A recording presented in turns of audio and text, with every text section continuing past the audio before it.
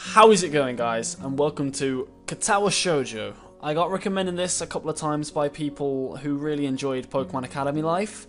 They said they wanted me to do a couple of more visual novel games, and I really enjoyed Pokemon Academy Life, and I'm really looking forward to the update. But I wanted to do something else to pass the time, because I feel like this is something that I could really enjoy doing. So, first off, I gotta say shout out to Shojou, who did do a really good series on this before, back when I started YouTube, and when I was sorting out my accommodation for uni and all of that stuff. I watched one episode, I friggin' loved it, and then stopped watching because I wanted to play it myself, and I've never had time to play it, and now I finally have time to do a series. I asked his permission, he said it's cool, so yeah, let's do this. Let's get into this. I have a feeling this is going to be very good. The music sounds good, and it had a very nice presentation on that start screen. No, it's winter. A light breeze causes the naked branches overhead to rattle like wooden wind chimes. This is a popular retreat for couples in the summer. The deciduous trees provide a beautiful green canopy far out of sight of teachers and fellow students. But now in late winter, it feels like I'm standing under a pile of kindling. I breathe into my cupped hands and rub them together furiously to prevent them from numbing in this cold.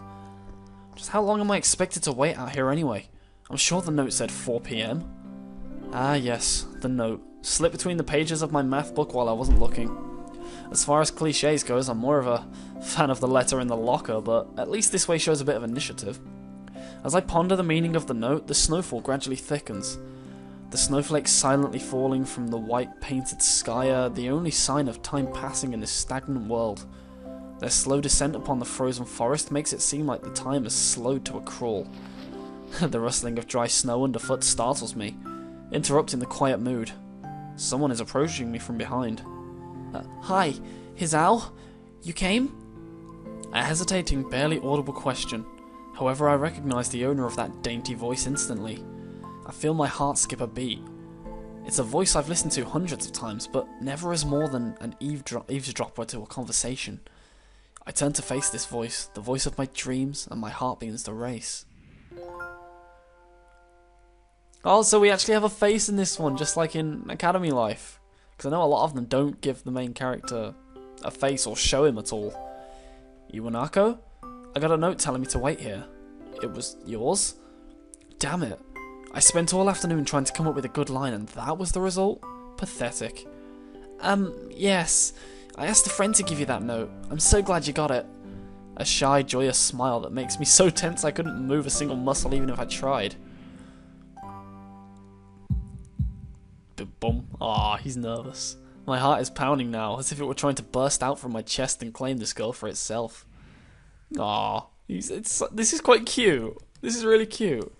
So, here we are, out in the cold. Once again, the wind stirs up the branches. The cacophonous noise is music to my ears. Iwanako flinches ever so softly against the gust of wind. As it passes, she rights herself, as if supported by some newfound confidence. Her eyes lock with mine, and she lazily twirls her long dark hair around her finger. All the while, the anxious beating of my heart grows louder. My throat is tight. I doubt I could even force a word out if I tried. You see... I wanted to know... if you'd go out with me. I stand there motionless, safe from my pounding heart. I want to say something in reply, but my vocal cords feel like they've been stretched beyond the breaking point. Oh, he's nervous. Hizao? I reach up to try and massage my throat, but this only sends spikes of blinding pain along my arms. What? Hizao! What? My whole body freezes, save for my eyes, which shoot open in terror. What? Hizao! The beating in my chest suddenly stops, and I go weak at the knees. The world around me, the canopy of bare branches, the dull winter sky, Iwanako running towards me. All these fade to black. The last things I remember before slipping away are the sounds of Iwanako screaming for help, and the incessant clatter of the branches above. What? What just... So, heart monitor. Did he have a heart attack?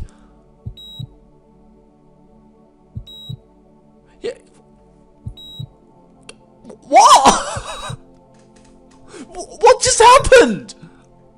What?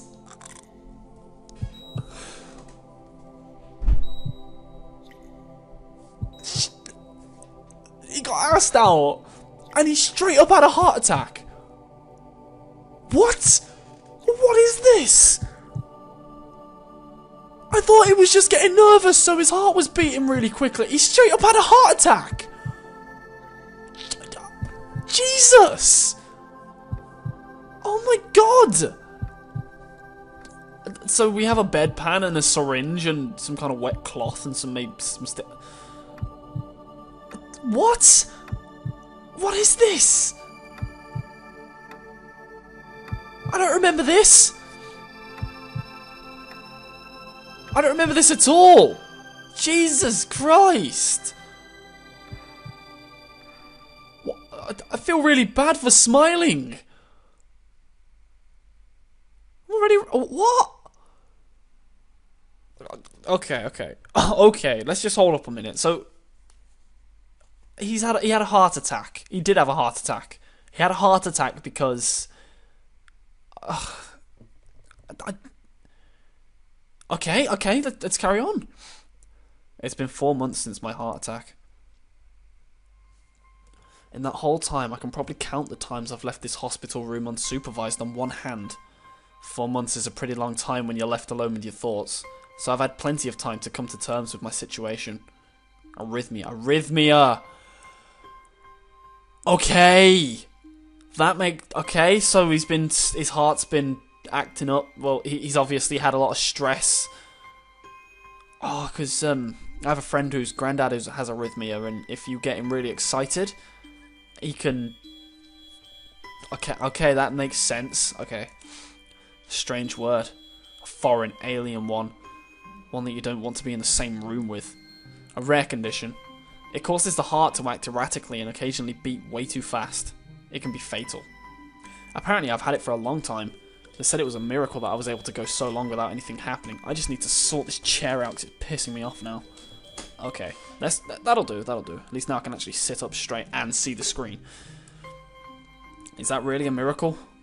I guess it was supposed to make me feel better, more appreciative of my life. It really didn't do anything to cheer me up. My parents, I think, were hit harder by the news than I was.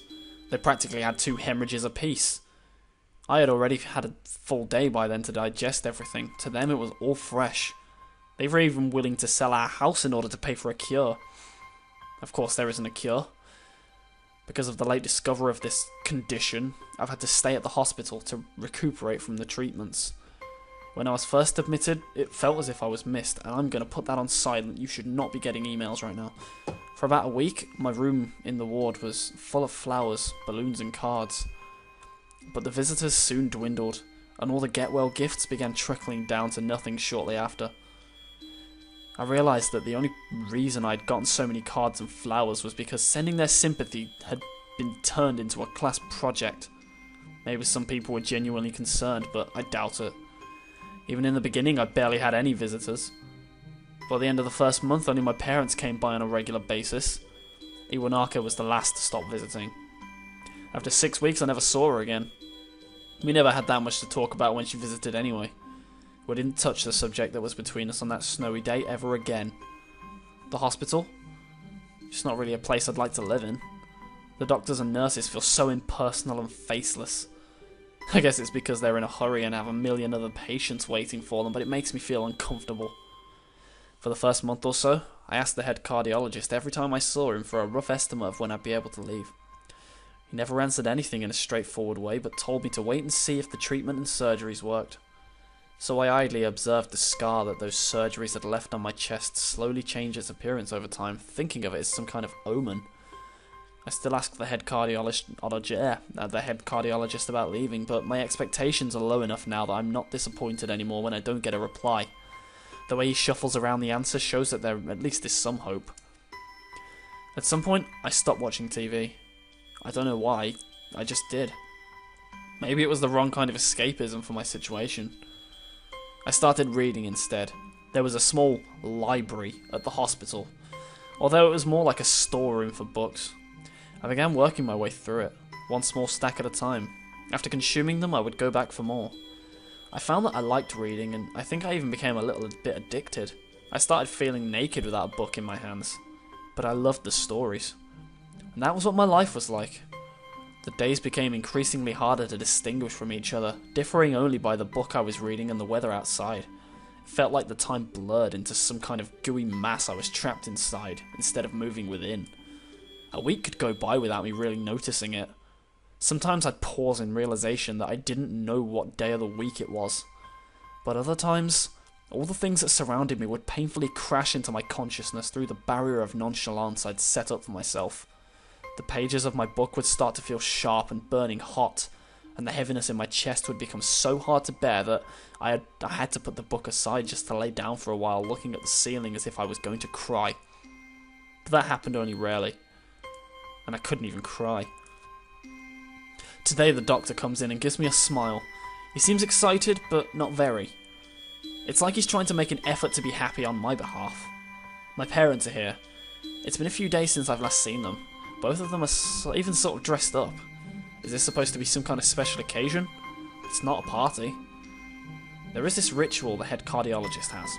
He takes his time sorting his papers, then setting them aside as if to make a point of the pointlessness of what he just did. Then he casually sits down on the edge of the bed next to mine. He looks me in the eyes for a moment. "Hello, Izao. How are you today?" I don't answer him, but I smile a little back at him. "I believe you can go home. Your heart is stronger now, and with some precautions you should be fine. We have all your medications sorted out. I'll give your father the prescription." The doctor hands a sheet of paper to my dad, whose expression turns wooden as he reads it quickly. So many. I take it from his hand and take a look myself, feeling numb. How am I supposed to react to this? The absurdly long list of medications staring back at me from the paper seems insurmountable. That is a really, really nice piece of imagery, by the way. All those that is really effective. I like that. That is really, really good. Just I can also see the word erectile dysfunction just casually sat in there. I don't know why that makes me laugh, but jeez, that's a lot of side effects. Damn. They all blend together in a sea of letters. This is insane. Side effects, adverse effects, contraindications, and dosages are listed line after line with cold precision. I try to read them, but it's so futile. I can't understand any of it. Attempting to only makes me feel sicker. All this, for the rest of my life. Every day? I'm afraid this is the best we can do at this point. However, new medications are always being developed, so I wouldn't be surprised to see that list fade over the years. Years? What kind of confidence booster is that? I'd have felt better if he hadn't said anything at all. Also, I've spoken with your parents and we believe that it would be best if you don't return to your old school. What? Please calm down, Hizal. Listen to what the doctor has to say. Calm down? The way he says it tells me you knew full well that I wouldn't like it. Am I going to be homeschooled? Whatever of my concern shows, it's ignored. But you all understand that your education is paramount. However, I don't think that it's wise for you to be without supervision. At least not until we're sure that your medication is suitable. So I've spoken to your parents about a transfer. It's at a school called Yamaku Academy that specialises in dealing with disabled students. Disabled? What? It has a 24-hour nursing staff and it's only a few minutes from a highly regarded general hospital. The majority of students live on the campus. Think of it as a boarding school of sorts. It's designed to give students a degree of independence while keeping help nearby. Independence. It's a school for disabled kids. Don't try to disguise that fact. If it really was that free, there wouldn't be a 24-hour nursing staff. And you wouldn't make a hospital being nearby a selling point. Of course, that's only if you want to go, but your mother and I aren't really able to homeschool you. We went out there and had a look a couple of weeks back, and I think you'd like it. It looks like I really don't have a choice. Compared to other heart problems, people with your condition usually tend to live long lives. You'll need a job one day, and this is a good opportunity to continue your education. This isn't an opportunity. Don't call it an opportunity. Don't call it a goddamn opportunity. Well, you should be excited at the chance to go back to school.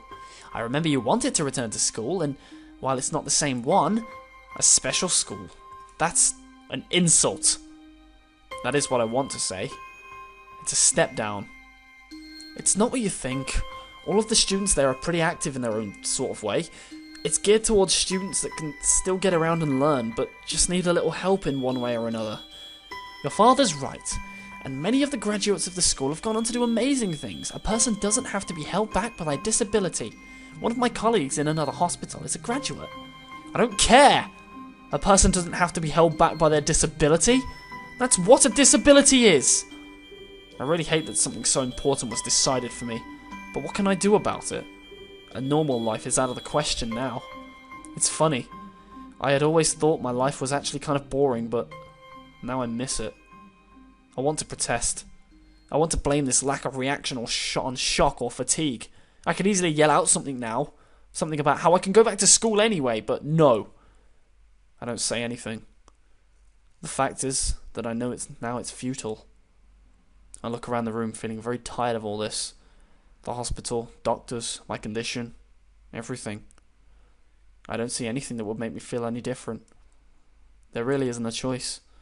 I know this. But the thought of going to a disabled school? What are those even like? As much as I try to put a positive spin on this, it's very difficult. But let me try.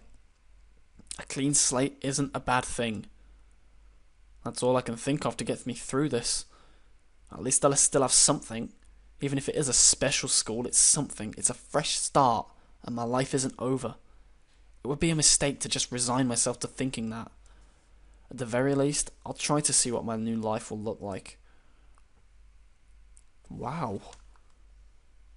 Jesus Christ. Ah! His heart's got a little plaster on it! That's adorable! Aww, that's like something that a little kid would draw. Like if you had like a little cousin and you were ill and you had like a heart attack or something, they'd draw you a picture, they'd draw your little heart with a plaster on it. It's, oh, that just makes me miss my little cousin. That just makes me miss little Cyan and little Callum. I miss them. I do miss them being up in uni, but oh well. The gate looked far too pompous for what it was. In fact, gates in general seem to do that, but this one especially so. Red bricks, black wrought iron and grey plaster assembled into a whole that didn't feel welcoming at all. I wondered if it looked like what a gate for a school should look like, but couldn't really decide. Probably no. Of course, I didn't want to get stuck on thinking about the gate for too long, so I entered through it with a brisk pace that felt surprisingly good. Moving forward feels good. So I walked towards the main building of Yamaku Academy with this brisk pace. I'm alone, as my parents are taking stuff to the dorms, and there's supposed to be someone waiting for me. The grounds are incredibly lush, filled with green. It doesn't feel like the kind of grounds a school would have, more like a park with a clean walkway going past trees and the smell of fresh-cut grass and all other park-like things. Words like clean and hygienic pop into my mind. It makes me shudder. I shake them off. Stay open-minded now, it's your new life. You have to take it as it comes. That's what I tell myself. A few big buildings loom behind the leafy canopies. Too big and too many for just a school. Everything seems off. It's different from what I thought I knew about schools. It's an uncanny valley. Even though I was told this is my new school, in the back of my head it doesn't feel like one. I wonder if the feeling is real or caused by my expectations of a school for the disabled. Speaking of that, I don't see anyone else here. It's kinda eerie. It makes me wish there was somebody here so I could anchor myself to something tangible instead of having this feeling that I stepped into another dimension. The trees hum with the wind and the green hues flashing all around me catch my attention. Makes me think about hospitals again. How they say the operating rooms are just painted green because green is a calming colour. So why am I feeling so anxious despite all this greenery? Only after I stand in front of the haughty main building I surprise myself by realising why the gate bothered me. It was the last chance I had to turn back, even if I had no life I could return to. But still, after entering, there was absolutely no way I could go back anymore. Feeling nervous and with this realization set in my head, I open the front door. A tall man with bad posture notices me as I enter. We're the only people in this lobby, so it's only logical. You must be Niki? Nakai. So you are. Excellent. I'm your homeroom and science teacher. My name is Muto. Welcome. We exchange a handshake that's neither firm nor sloppy, and he looks at his watch. The head nurse asked you for a brief check-in visit, but there's no time for that now. Oh, should I go later? Yes. Afternoon's probably fine. We should get going and introduce you to the rest of the class. They're probably waiting. Waiting for me? I don't really like being the center of attention, but I guess it's inevitable for a situation like this. Somehow not knowing what is waiting for me makes me feel really nervous. Thinking of this, I almost miss what the teacher is saying. Do you want to introduce yourself to the class? Ooh. You know what? I think I'm going to leave this episode here. Damn! I'm really enjoying this at the moment. Like, this is... Oh. I've missed being able to just read big monologues of text. It's so self-indulgent, and as an actor, I love it, but... I don't know. I mean, I think I'm going to leave this episode here, but I need you guys to let me know, do you want the face cam or no face cam? Because I can move it if you guys want it. I can get rid of it, or I can keep it if it's there. I'm also going to think about making a little layout for this. I'll probably upload the first one without it. I don't know. No, I'll think about it, and I'll make a decision, and you'll either see the layout or you won't. But basically, yeah, that's going to be it for this episode, guys. I hope you enjoyed it. If you did, let me know what you thought in the comments below, and yeah, have a great day and a great life. See you later. Wow, that was bloody crazy.